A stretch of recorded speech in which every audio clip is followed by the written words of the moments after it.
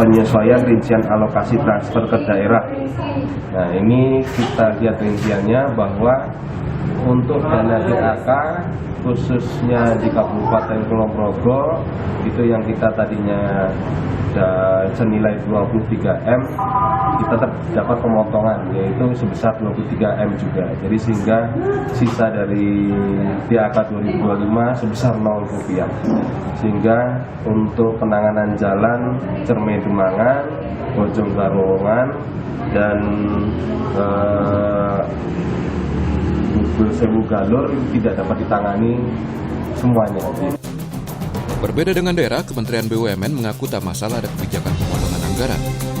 Wakil Menteri BUMN Kartika Wirjoatmojo mengaku efisiensi anggaran tak berdampak signifikan pada operasional. Sistem koordinasi dan layanan di Kementerian BUMN sudah bersifat daring, sehingga pemotongan anggaran tidak mempengaruhi produktivitas internal. Kalau Kementerian BUMN kan kementerian kecil ya dalam konteks ini, jadi buat kita nggak ada masalah. Kita kan memang sedang dalam proses juga untuk melakukan otomasi ya, peningkatan produktivitas dengan sistem IT dan segalanya.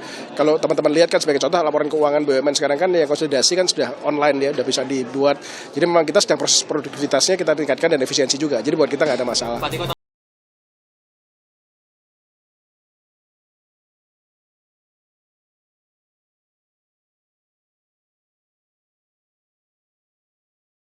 Ini adalah sebuah evaluasi terhadap tata kelola pemerintahan yang berjalan selama ini.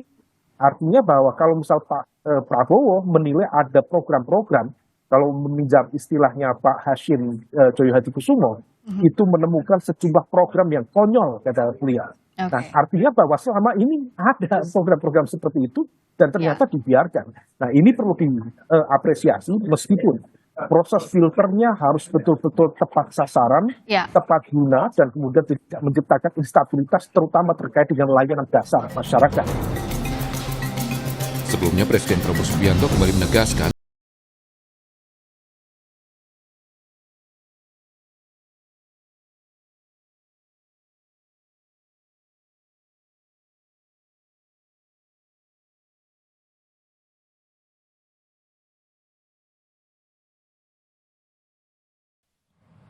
Saudara, instruksi Presiden sudah keluar, efisiensi anggaran mencapai lebih dari 300 triliun rupiah. Lalu bagaimana kemudian menyiasati di tengah pemotongan anggaran? Program-program kementerian lembaga hingga Pemda bisa tetap maksimal. Kita akan ulas di pagi hari ini bersama dengan Wakil Ketua Umum Partai Golkar. Sudah ada Bung Ahmad Doli Kurnia melalui sambungan daring. Selamat pagi, Assalamualaikum Bung Doli. Assalamualaikum warahmatullahi wabarakatuh. Selamat pagi. Iya, kemudian juga ada narasumber saya di studio, sudah ada Sekjen Forum Indonesia untuk Transparansi Anggaran Fitra, sudah ada Pak Misbah Hasan. Selamat pagi, Pak Misbah. Selamat pagi. Ya, kemudian juga ada pengamat politik dari Universitas Padjadjaran, ada Mas Kunto Adiwibowo yang bergabung juga melalui sambungan daring. Mas Kunto, selamat pagi. Selamat pagi Mbak Desi. Iya, nanti bergabung kemudian di studio ya, masih di perjalanan ya. Siap. Oke, saya ke Bung Doli dulu. Bung Doli, ini kan kalau kita lihat ya, Golkar sendiri punya kursi ada koreksi kalau saya salah, 8 untuk menteri dan juga wakil menteri begitu ya di Kabinet Merah Putih Pak Prabowo dan juga Mas Gibran Rakabuming Raka. Kemudian instruksi Presiden sudah jelas akan ada efisiensi anggaran 300 triliun rupiah. Nah, kalau dari Golkar sendiri dengan ada 8 menteri di sana begitu, agak kesulitan nggak sih untuk bergerak ketika ada penghematan atau efisiensi? Iya, saya kira memang ini harus dijalankan. Kenapa? Karena impresnya sudah keluar. Ya, yang namanya instruksi Presiden itu bagi kementerian, bagi menteri-menteri, ya namanya instruksi ya harus dilaksanakan karena mereka adalah para pembantu Presiden gitu. Nah, apalagi yang kedua, efisiensi ini kan sebetulnya niatnya sangat baik ya. Apa yang saya katakan sangat baik itu? Yang pertama adalah memang hasil nanti penghematan ini yang 300 sekian triliun itu kan memang ditujukan untuk program-program yang pro rakyat ya. Tadi sebutkan misalnya ada 2, soal makan gizi gratis dan perbaikan sekolah. Ada lagi juga program-program misalnya seperti cek kesehatan gratis gitu. Semuanya program-program yang pro rakyat. Dan berkali-kali Pak Presiden mengatakan saya ini atau kita semua harus bekerja untuk rakyat. Jadi semuanya at the end diperhatikan pada rakyat. Nah yang kedua adalah efisiensi ini kan bahasa sederhananya kan hemat, penghematan gitu. Nah jadi kalau untuk bekerja hemat untuk rakyat, saya kira kan ini sangat baik dan memang harus kita dukung. Nah hemat ini dua ya. Pertama saya melihatnya bahwa ya bisa jadi ini adalah konsolidasi ulang APBN kita ya, karena kan Pak Prabowo itu kan berada mulai pemerintahan ini itu bukan sama dengan pembahasan siklus anggaran. Jadi APBN ini kemarin kan sudah ditetapkan, kemudian berjalan baru beliau dilantik gitu. Nah, jadi ada program-program yang memang diprioritaskan yang yang membutuhkan dukungan dana besar. Yang kedua adalah saya melihat juga ini bisa jadi kita melihat ini adalah kebijakan untuk melakukan transformasi anggaran, termasuk tadi memperkuat tata kelola pemerintahan kita. Jadi kita juga sering dengar sebetulnya APBN kita ini ada yang bilang juga boros selama ini, ya.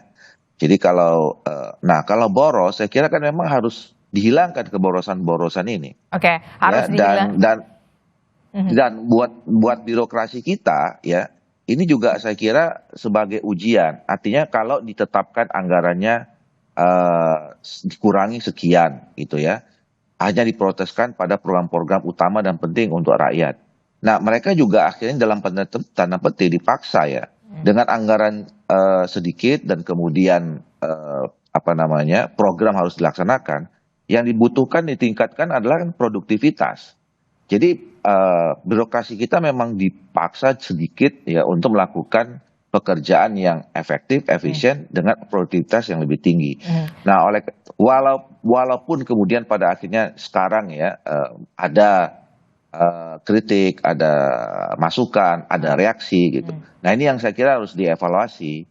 Jadi jangan sampai misalnya niatnya hemat, ternyata niatnya menghapuskan pemborosan, tetapi ternyata menyasar kepada program-program yang pada akhirnya berdampak kepada rakyat. Nah, ini yang nanti kemudian harus dilihat, harus diperhatikan. Oke, pemborosan inilah yang kemudian harus betul-betul dihemat. Nah kalau kita lihat nih ya, Bung Doli, pos-pos menteri di Golkar ini kan ya ada SDM, ada Menteri Pemuda dan Olahraga, ada juga Menteri Agraria. Nah kita lihat deh di Kemenpora, bukannya harusnya justru ditambah ya, misalkan untuk kesejahteraan para atlet begitu ya. Kemudian tapi kontradiktif nih, di saat ingin berhemat tapi kita tahu baru-baru ini ada nambah pejabat seperti staf khusus. Anda tahulah, apakah ini bukannya berbanding terbalik dengan penghematan yang justru ingin diefisiensikan soal transparansi? Ya, makanya pertama kalau soal menteri-menteri kami, ya saya kira kita sudah berkomitmen ya bahwa kami memberikan kader-kader kami untuk membantu Pak Presiden, itu harus loyal kepada Presiden dan kemudian seluruh pekerjaannya didedikasikan untuk kepentingan bangsa dan rakyat. Jadi kalau bicara tentang soal kepentingan rakyat, mau tidak mau, suka atau tidak suka, kita harus ikut. Apalagi ini instruksi Presiden. Bahwa kemudian memang pastilah ada dampaknya ya, artinya ada keterbatasan, karena memang ada pengurangan anggaran, ya itu harus disesuaikan. Ya disinilah dibutuhkan misalnya pada akhirnya inovasi, kreativitas daripada kementerian dan kelembagaan itu. Nah kalau soal yang tadi ya, yang kedua soal, memang itu nanti saya kira pasti dengan adanya sekarang ini reaksi, kemudian ada dinamika yang muncul. Pak Presiden pasti memperhatikan itu. Apalagi kan kemarin 2 hari yang lalu pimpinan DPR kami sudah meminta kepada seluruh komisi untuk menghentikan sementara pembahasan anggaran ini sampai menunggu di pemerintahan sedang melakukan restrukturisasi anggaran lagi ya, karena melihat adanya respons dari berbagai pihak seperti itu. Nah, jadi artinya kita menangkap bahwa memang pemerintah kemudian khususnya Pak Presiden juga memperhatikan, makanya kemudian nanti saya kira pasti akan ada evaluasi dan penyesuaian lagi nih. Oke, akan ada evaluasi dan juga penyesuaian. Kalau dari segi politik, saya ke politik dulu nih, Mas Kunto. Mas Kunto, kalau dari segi politik begitu ya, Anda melihat dari partai-partai politik yang ada di pemerintahan Prabowo Gibran adalah salah satunya adalah Golkar begitu ya. Ya udahlah, ada 8 menteri di sana. Apakah nanti akan bereaksi keras ataukah kemudian ya sudahlah ikut saja? Ya, saya pikir itu kan petinggi Golkarnya ada di sini. Tadi sudah memberikan pernyataan bahwa sangat penting untuk mengevaluasi apa yang sudah dilakukan sekarang. Bahkan pemerintah pun sekarang sedang melakukan restrukturisasi anggaran. Jadi menurut saya ketika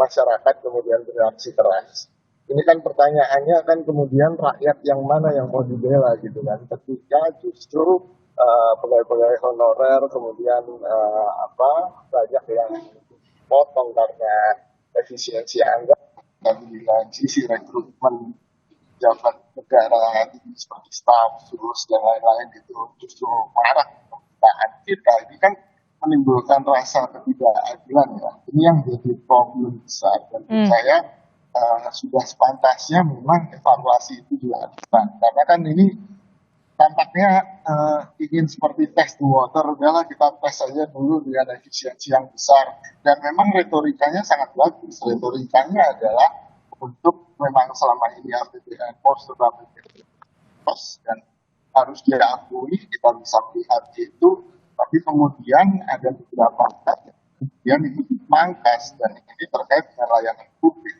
Seperti kemarin soal perpustakaan nasional yang hari Minggu tutup, lalu kemudian direvisi lagi, ternyata bisa buka. Ini kan menunjukkan bahwa perencanaannya tidak bagus gitu. Jika mengeluarkan policy yang sangat penting bagi kesejahteraan rakyat. Oke, baik. Oke, baik Mas Kunto. Saya ke Fitra, tapi sebelum ke Mas Misbah, kita akan lihat dulu, kita akan perlihatkan mana saja kemudian kementerian-kementerian yang dihematnya cukup signifikan begitu ya. Nah, kita lihat di sini ada, saya tidak bisa melihat dengan jelas sebenarnya ada kementerian apa saja. PU. Kementerian PU, kemudian ada Kementerian Kemendikti, Ristek. Nah, kita akan lihat dulu.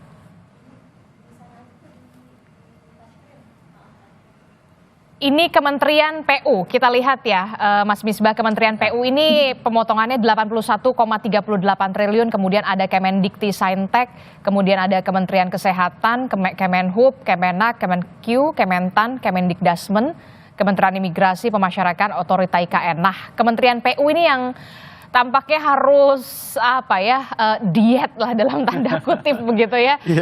Nah, Anda melihatnya bagaimana? Apakah ini sudah tepat dilakukan sebagai evaluasi dari 100 hari pemerintahan Prabowo Gibran? Ya, sebenarnya kalau lihat postur efisiensi dari seluruh kementerian ini memang ada dalam tanda petik ketidakadilan gitu ya. Untuk masing-masing kementerian. Misalnya kayak Kementerian PU ini kan dipotong 81 triliun, yang itu sekitar 73% dari total pagu anggaran yang dimiliki oleh PU gitu. 73%? 73%. Jadi ini yang kemudian memang akan berimbas pada kinerja dari PU sendiri gitu ya. Nah, kalau kami hitung Mbak, sebenarnya secara keseluruhan dari 3.000 sekian triliun total anggaran untuk pemerintah pusat itu efisiensinya 8% totalnya. Jadi ini yang seharusnya juga dijadikan sebagai patokan untuk melakukan efisiensi kepada seluruh kementerian gitu ya. Jadi bukan hanya pada kementerian-kementerian yang misalnya kayak PU, Dikti, terus Kemenkes, Kemenhub dan seterusnya itu. Tetapi juga kalau ada kemudian begini, pertanyaan lain. saya, ketika Kementerian PU bahkan dipangkasnya sampai 81,38 triliun, 73% lebih begitu ya, apakah masih bisa bergerak atau tidak nih? Nah, ini yang memang Kementerian PU harus melakukan skala prioritas yang luar biasa ya. Sementara kan gaji pegawai mereka cukup banyak gitu ya. Jadi mungkin nanti ketika kita bandingkan antara gaji pegawai dengan program kegiatan yang seharusnya dilakukan oleh PU ini kan tinggal sekitar 20 triliun ya, 20 sekian triliun gitu. Artinya pasti berimbas ke kinerja dari PU itu sendiri. Sementara PU ini kan punya apa namanya ya, kewenangan untuk melakukan atau membangun infrastruktur dasar yang masih dibutuhkan terutama di bagian Indonesia Timur misalnya ya. Jadi ini yang menurut saya memang ada aspek ketidakadilan di dalam proses efisiensi anggaran ini, Mbak. Ada aspek ketidakadilan begitu ya? Betul, antar kementerian ya. Lalu bagaimana kalau kemarin saya sempat melihat juga Ketua Komisi Yudisial mengatakan ini gimana ya gajinya cuma sampai bulan Oktober cukupnya. Nah ini gimana nih? Nah saya rasa Kementerian Keuangan sudah komitmen ya bahwa yang dipotong itu bukan anggaran yang terkait dengan gaji, gitu ya. Jadi saya rasa untuk gaji ini relatif aman ya untuk seluruh kementerian. Justru yang dipotong itu kan memang aspek-aspek yang selama ini kita anggap administratif gitu ya. Ada apa ATK misalnya, perjalanan dinas, terus kemudian juga seminar-seminar gitu ya. Jadi itu sebenarnya yang sudah disisir ya oleh Kementerian Keuangan dan dijadikan sebagai bahan untuk efisiensi anggaran. Jadi bukan pada aspek gajinya. Jadi saya rasa untuk gaji tetap aman. Kalau gaji tetap aman, tapi kemudian memang ada beberapa aspek yang menurut Kementerian Keuangan ini memang ada pemborosan begitu ya? Betul. Salah satunya mungkin apakah Anda menyebut efisiensi ini belum menyentuh soal sektor lain seperti mobil dinas, belanja makan dan minum. Apakah itu artinya memang sebenarnya efisiensi ini belum tepat sasaran sepenuhnya? Ya, sebenarnya masih banyak item-item anggaran yang kalau itu disisir lebih dalam lagi, lebih jauh lagi masih banyak, Mbak. Kayak tadi disebutkan ya mobil dinas, terus rumah pejabat ya, renovasi rumah pejabat dan seterusnya. Itu kalau diefisiensikan saya rasa akan menambah pemasukan atau menambah besaran efisiensi yang itu bisa dialokasikan untuk program-program yang lebih bermanfaat kepada masyarakat. Nah, selama ini kan memang ini kan kayak membuka kotak Pandora ya, bahwa selama ini ketika masyarakat menuntut hak-haknya gitu ya, menuntut program-program yang itu berkaitan dengan mereka, kementerian menjawabnya oh kami anggarannya terbatas gitu.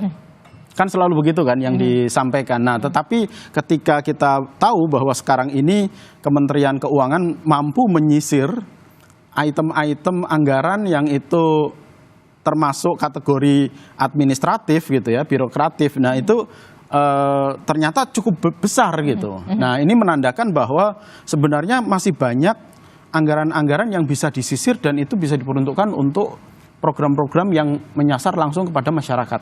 Oke, kalau tadi kita sudah membahas bagaimana kementerian-kementerian dalam arti kata dipangkas begitu dengan cukup besar.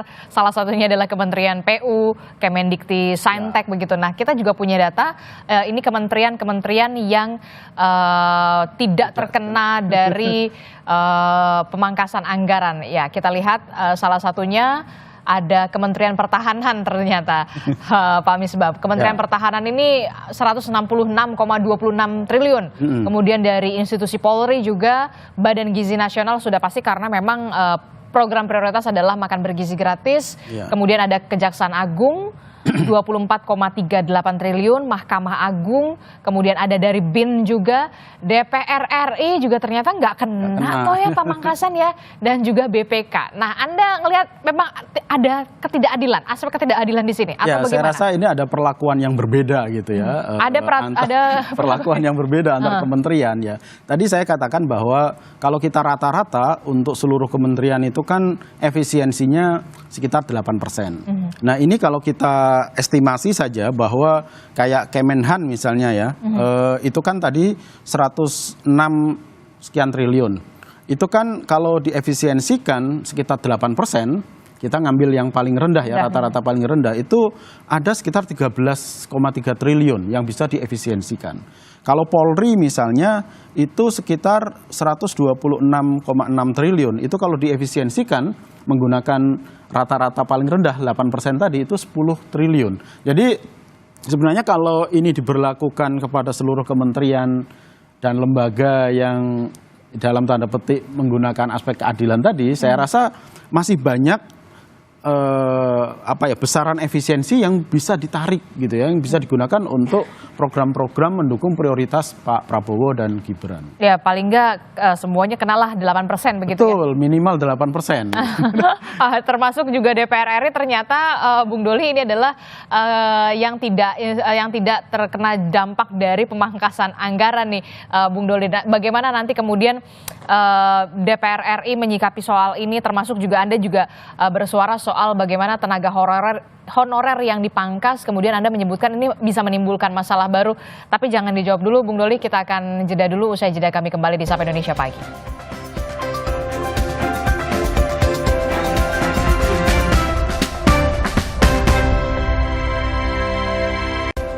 Terima kasih Anda masih bersama kami di Sapa Indonesia Pagi. Saudara, kita masih membahas soal efisiensi anggaran terkait dengan instruksi dari Presiden Prabowo Subianto. Saya masih bersama dengan Bung Misbah dari Fitra, kemudian ada Mas Kunto yang akhirnya sudah tiba juga di studio Kompas TV gitu ya, dengan perjalanan jauh dari Bandung. Kemudian ada masih Bung Doli. Saya ke Mas Kunto dulu. Mas Kunto, kalau ini adalah salah satu tahapan, Anda menilai apakah ini jadi salah satu tahapan ujian bagi para menteri untuk bisa lolos dalam tanda kutip begitu ya, dengan ujian nih dipangkas nih dihemat nih, siapa yang masih bisa seirama, bisa sevisi dengan penghematan anggaran yang begitu besar-besaran begitu. Apakah Anda melihatnya seperti itu? Ya, saya melihatnya seperti itu. Kemarin kan waktu awal kan Pak Prabowo banyak sekali nih menteri paling banyak kan gitu, kabinet yang paling gemuk dalam sejarah Republik ini. Dan kita lihat ternyata Pak Prabowo punya strategi untuk kemudian istilahnya memfilter ya, menyaring ya. Dan ini mungkin salah satu saringannya gitu. Jadi ini adalah salah satu ujiannya. Betul. Tapi kan yang menarik ketika kemarin ya Pak Prabowo, 2 hari yang lalu Pak Prabowo memberikan statement ada raja-raja kecil tuh ya kan. Ini yang menarik ketika justru yang di highlight oleh Pak Prabowo adalah birokrasi di dalam kementerian itu sendiri. Nah ini kan berarti bukan menterinya kan gitu kan. Berarti di mana kan? tuh gitu kan. Ya, dan ini kan ada semacam ya jangan coba-coba lawan saya, ini raja besar kan, raja-raja kecil jangan coba-coba lawan saya. Dan saya pikir harusnya Pak Prabowo ketika ada beberapa yang menarik dari statement itu. Yang pertama soal seakan-akan kebal hukum gitu kan. Nah hukum yang mana dulu, kalau memang melanggar hukum ya langsung aja Pak, kalau menurut saya ditindak aja. Sebagai presiden kan Pak Prabowo punya power untuk itu kan. Nah lalu yang kedua soal soal efisiensi anggaran pasti gitu kan. Pada akhirnya kan ini ada banyak kepentingan, dan menurut saya yang paling harus diutamakan adalah kepentingan rakyat. Ini kan jangan-jangan ketika Kementerian Keuangan membuat efisiensi ini kan hanya berhadapan dengan angka kan Mbak. Tidak ada wajah manusia di situ gitu. Dan kadang-kadang ada bias orang menjadi tidak empati ketika berhadapan dengan angka. Padahal yang dihadapi oleh kebijakan publik adalah manusia gitu kan. Dan ini kan nggak bisa ditawar. Misalnya, oh ya kita lebih mementingkan anak-anak daripada orang tua, kan nggak gitu kan.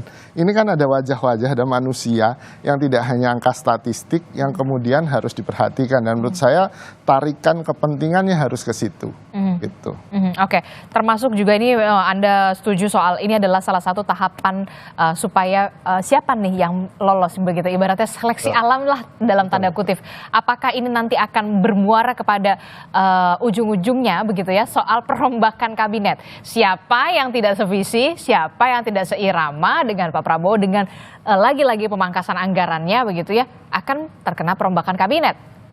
Iya, kalau menurut saya reshuffle itu sebuah keniscayaan pada akhirnya gitu. Tidak hanya soal gemuknya, lalu kemudian sekarang seakan-akan tidak sinkron dengan efisiensi, jargon efisiensi. Nah itu kan akhirnya akan menimbulkan friksi kan di dalam pemerintahan gitu. entah itu ya dinamika lah kita sebutnya gitu kan. Dan pada akhirnya ada pilihan-pilihan dari pemerintah. Apakah kita mau tetap begini dragging terus gitu kan. Sementara ini kan kebutuhannya banyak, selain makan bergizi gratis, cek kesehatan gratis, itu yang gratis-gratis. Lalu kemudian ada kita harus bayar bunga utang yang juga cukup besar gitu kan. Lalu kemudian ada pengadaan alutsista yang tidak hanya Prancis hari ini dengan Turki kan gitu. Ini kan banyak sekali beban program, belum lagi IKN, oh ya lupa. Ini kan juga akhirnya harus jadi pilihan. Walaupun kemudian kayaknya IKN tuh sekarang lagi agak di hold begitu ya? Ya kan statementnya berbeda nih antara Menteri PU yang baru dengan yang lama soal ketersediaan dana, dan ini kan yang cukup membingungkan ini sebenarnya Mbak. Kalau menurut saya semua orang pasti setuju bahwa efisiensi memang harus dilakukan, itu pasti. Saya setuju, ya kan. Dan saya yakin kebanyakan rakyat Indonesia akan setuju dengan efisiensi. Problemnya adalah jangan sampai efisiensi ini memakan korban gitu, korban dari rakyat yang harusnya dilayani oleh anggaran tadi gitu. Ini yang kemudian jadi problem kan. Rakyat yang mana, akhirnya pertanyaannya kan itu. Kan menyedihkan ketika melihat ada pegawai honorer yang kemudian curhat. Betul, bahwa kalau pagi Bapak bisa ngasih makan anak-anak, tapi ketika siang dan malamnya anak saya nggak bisa punya akses ke makanan bergizi.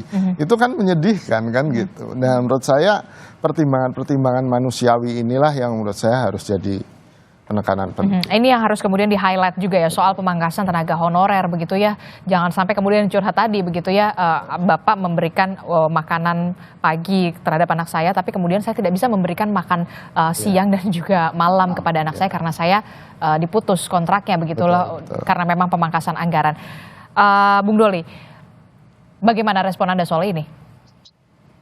Iya, saya kira tadi saya mengulangi ya, kita pasti akan, atau semua rakyat Indonesia akan memberikan dukungan terhadap program efisiensi yang tadi, karena dua kata kuncinya, untuk rakyat dan kemudian penghematan. Nggak ada orang yang menolak penghematan, itu pasti semua setuju gitu, dan tidak ada orang yang tidak setuju kalau ini semua ditujukan untuk program-program yang pro rakyat gitu. Nah tapi memang harus dijelaskan, saya kira. Saya kemarin sore juga diundang ya, kita punya analogi bagus. Jangan sampai penghematan ini, gini, penghematan ini kan sebetulnya kalau tadi saya pakai istilah boros, kalau kita analogikan dengan tubuh manusia, ini yang dibuang kan lemak-lemak nih, lemak-lemak yang tidak butuh gitu. Nah, yang harus dijelaskan dan kemudian harus digambarkan adalah bahwa penghematan ini jangan sampai kena otot gitu ya, atau bahkan mematahkan tulang. Nah, ini yang tadi sebetulnya menggambarkan bahwa jangan sampai penghematan atau efisiensi ini justru menjadi kontraproduktif terhadap jargon yang pertama pro rakyat tadi gitu. Nah ini yang saya kira harus dipetakan lagi ya, dipetakan ulang. Makanya saya kira betul tadi bahwa kami kan disuruh hold dulu ini di DPR untuk membahas anggaran ini, menunggu hasil restrukturisasi anggaran lagi yang dilakukan oleh pemerintah dalam beberapa hari ini. Nah mudah-mudahan evaluasi dan restrukturisasi anggaran itu tetap tadi fokus pada bagaimana menghilangkan lemak-lemak itu, ya, bagaimana menghilangkan pemborosan-pemborosan itu. Nah program-program yang memang apakah berdampak langsung atau pada akhirnya juga berdampak atau berdampak tidak langsung kepada rakyat, ya ini yang saya kira juga harus tetap dipertahankan. Termasuk juga tadi sempat saya menyinggung soal bagaimana ini bisa menjadi ujian. Siapa sebenarnya menteri yang bisa lolos seirama, sevisi dengan Pak Prabowo di tengah pemangkasan atau penghematan anggaran. Apakah Anda yakin kemudian Golkar cukup bisa melewati ujian ini, Bung Doli? Ya, pertama apakah ini ujian atau tidak ujian, itu kewenangan dari Pak Presiden, ya, apalagi kalau dikaitkan dengan nanti isu reshuffle, ya. Karena yang paling tahu. Ya karena pasti akan ujung-ujungnya ke sana kan evaluasinya kan? Iya makanya kalau reshuffle itu kan tidak ada diskusi lagi, semua itu mengatakan hak prerogatif Presiden. Jadi perlu atau tidak, kapan mau dilakukan, siapa saja yang diganti dan siapa saja yang dinilai variabel apa saja yang dinilai, itu yang paling tahu ada Pak Prabowo. Apakah variabel soal pemangkasan anggaran ini itu menjadi salah satu bagian dari ujian menteri-menteri, itu yang paling tahu Pak Prabowo. Dan saya kira semua menteri harus siap menghadapi ujian apa saja yang diberikan oleh Pak Prabowo sebagai atasannya, kan kira-kira begitu. Nah, tapi menurut saya tadi ini juga menjadi momentum kita ya untuk bagaimana masing-masing menteri untuk bisa berpikir lebih kreatif, lebih inovatif. Birokrasi kita ya itu untuk bisa memulai melakukan tata kelola pemerintahan, atau tadi saya katakan transformasi tata kelola pemerintahan yang tadinya mungkin ya kinerja birokrasi kita belum begitu baik. Ini momentum dengan ada pengetatan yang dituntut itu adalah produktivitas dan kreativitas gitu. Tapi ya termasuk juga kan staf khusus juga banyak juga yang dilantik ya kan, kemarin juga harusnya kemudian dievaluasi lagi nih mana yang kemudian benar-benar perform atau benar-benar produktif begitu ya di tengah dengan penghematan anggaran. Termasuk juga apakah pertanyaan saya selanjutnya, apakah kemudian nantinya akan ada kecemburuan nih para menteri-menteri di Golkar begitu, wah kementerian ini nggak dapat pemangkasan anggaran sebegitu besar begitu, tapi kok kementerian ini dapat gitu. Nah akan ada gejolak semacam itu nggak sih? Nah, makanya menurut saya yang harus dibuka itu adalah bukan yang dibandingkan antara satu kementerian dengan kementerian, ya. Tapi apakah yang dipangkas ini adalah tadi itu fat atau lemak atau pemborosan atau tidak? Nah, kita kan tidak tahu. Artinya gini, kita harus mencari tahu lebih rinci, ya. Masing-masing kementerian itu mana yang memang banyak pemborosannya, mana tidak gitu loh. Jadi atau banyak program. Tadi kan pendekatannya jelas ya.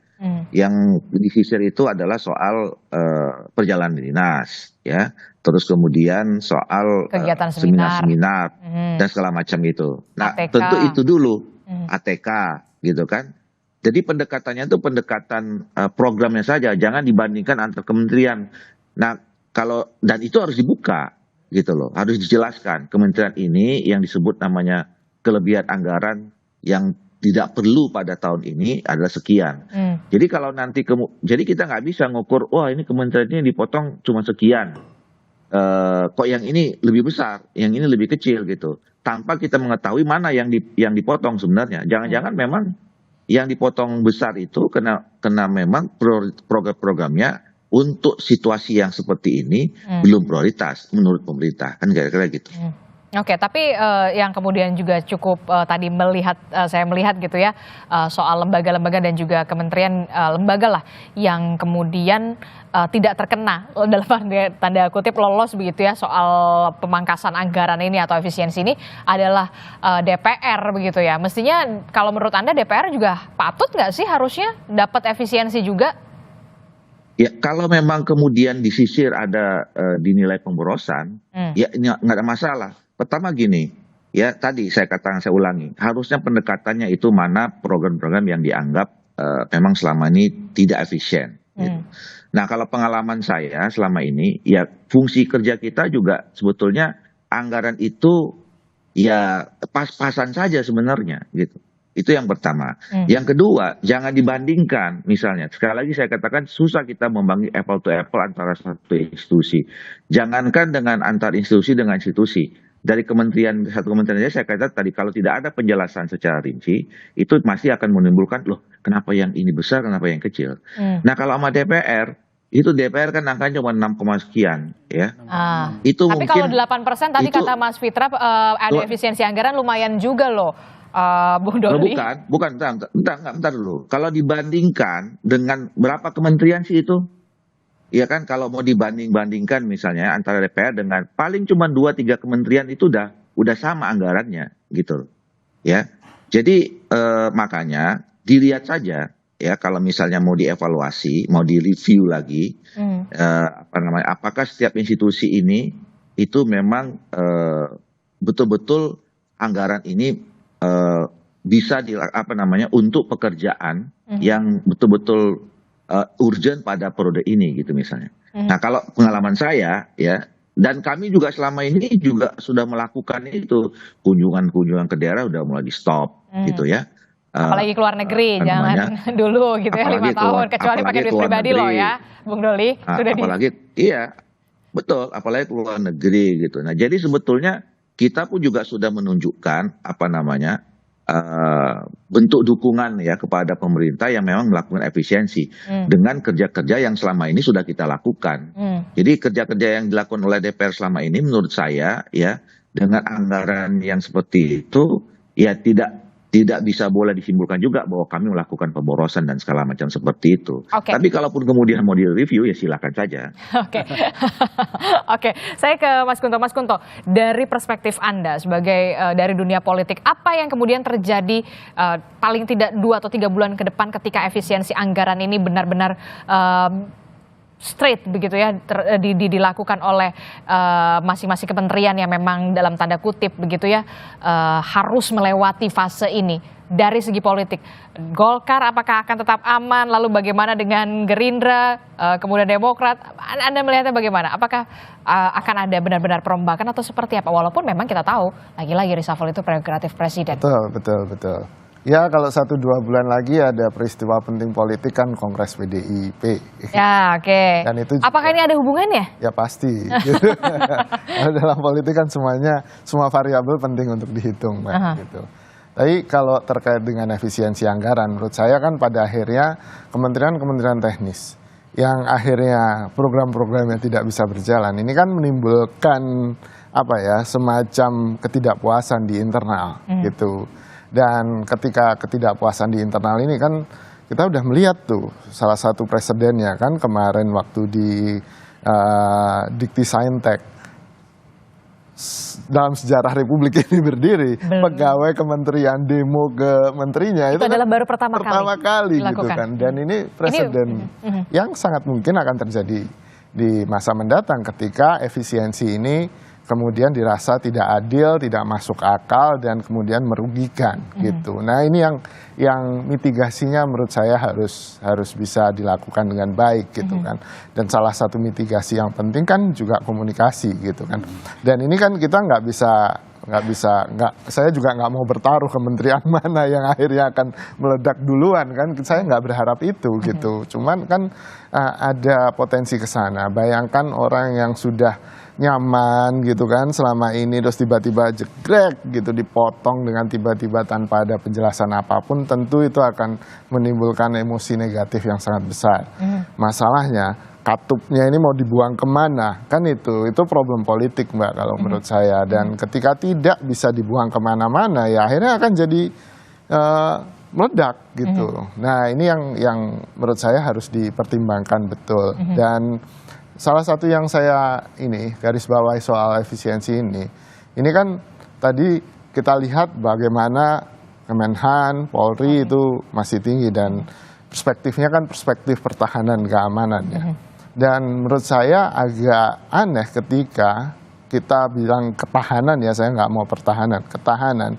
BMKG itu kan salah satu aspek ketahanan yang paling penting terhadap bencana. Dan kita ada di ring of fire dan efisiensinya menyebabkan alat deteksi tsunami dan gempa itu banyak yang kemudian tidak diaktifkan. Dan itu memang harus di-highlight juga ya soal itu ya. Karena lagi-lagi dampaknya kalau ada apa-apa rakyat yang kemudian. Kita yang jadi tumbalnya kan. Gitu kan. Ini yang menurut saya jadi nggak prudence gitu ya, karena efisiensi ini menjadi tidak prudence, tidak bijaksana ketika kemudian lah memang tsunami dan gempa kita nggak bisa prediksi gitu kan, tapi kan jangan sampai ketika itu terjadi kita mengulang Aceh 2004 kan gitu, itu kan kita tidak ingin itu terjadi. Tapi kalau itu kemudian di-cut kan seakan-akan menunjukkan bahwa pemerintahan sekarang ternyata nggak peduli soal itu, soal ketahanan. Mereka lebih peduli soal pertahanan gitu daripada ketahanan dalam artian entah itu terhadap bencana, entah itu terhadap pangan. Pertanian kan juga yang di-slash banyak kan gitu. Ini yang juga menurut saya menjadi tanda tanya besar. Betul. Jadi komitmen-komitmen di awal, jargon-jargon di awal kenapa sekarang akhirnya begini, dan belum ada penjelasan sama sekali atau rasionalisasi sama sekali tentang efisiensi ini kecuali untuk program-program yang untuk rakyat gitu. Karena pertanyaannya akan kembali rakyat yang mana gitu. Itu sih Mbak kalau menurut saya.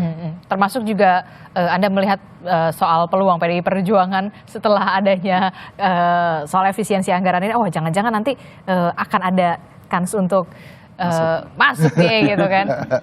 Ya sengaja, bukan rahasia lagi ketika pejabat-pejabat tinggi di kementerian yang birokrasi juga punya afiliasi ke partai-partai politik gitu kan untuk mengamankan posisi mereka. Dan ini kan menarik ketika dilihat dinamika politiknya nanti bagaimana. Mereka kan pasti akan melihat mana partai yang setuju dengan efisiensi yang tutup mata ini atau mana yang lebih kritis terhadap efisiensi ini, dan ini kan membuka peluang mereka untuk juga berpolitik di dalam dan akhirnya akan berpengaruh pada konstelasi politik yang lebih besar di negara ini. Akan ada pengaruh konstelasi politik dalam beberapa bulan after Kongres PDI Perjuangan. Ya mungkin puasa kan gejolaknya harga dan segala macam itu kan lebih urusan kepala daerah yang baru dilantik kan nanti gitu. Bempernya mereka kan gitu. Tapi kan setelah Lebaran mungkin kembali ke normal, pembicaraannya akan kembali ke normal. Termasuk juga yang kemudian perlu di-highlight dari efisiensi anggaran ini kan cukup kontradiktif ya ketika pemerintah ingin mengefisiensi anggaran, tapi kita tahu kementerian juga banyak, badan-badan yang kemudian baru saja baru dibentuk di pemerintahan Prabowo Gibran begitu ya. Anda melihat memang sebenarnya ada badan-badan yang atau yang tidak perform, yang tidak sebenarnya nggak penting-penting amat ini gitu, atau staf-staf khusus atau segala macam yang sebenarnya bisa di take off saja soal demi lagi-lagi efisiensi anggaran ini. Iya sebenarnya tadi ya saya sepakat dengan Bang Doli ya bahwa ini kan kementerian kemudian ditantang untuk melakukan transformasi, transformasi kinerja, transformasi tata kelola gitu ya. Setiap kementerian kan sudah menyusun rencana kerjanya masing-masing dan ada target-target yang seharusnya itu dicapai oleh masing-masing kementerian. Nah dengan kondisi efisiensi yang ada ini dan gemuknya kabinet Pak Prabowo saat ini itu memang akhirnya akan menjadi tadi itu seleksi ya, mana yang dengan kondisi keuangan negara melalui efisiensi ini kemudian masih melakukan atau masih bisa mencapai target-target yang sudah dirumuskan di awal. Jadi saya rasa ini memang menjadi peluang, mungkin tidak dalam 100 hari ini gitu ya, tetapi ini menjadi peluang gambaran bagi Pak Prabowo dan Gibran sendiri untuk melihat seperti apa sih kinerja dari masing-masing kementerian.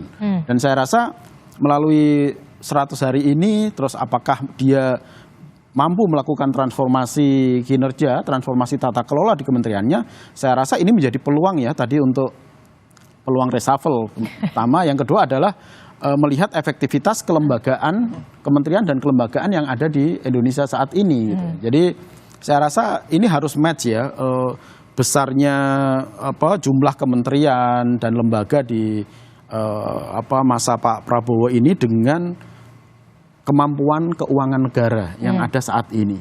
Memang tadi disepakati bahwa ya efisiensi semua orang akan sepakat gitu ya, karena alternatifnya menaikkan pendapatan negara atau utang.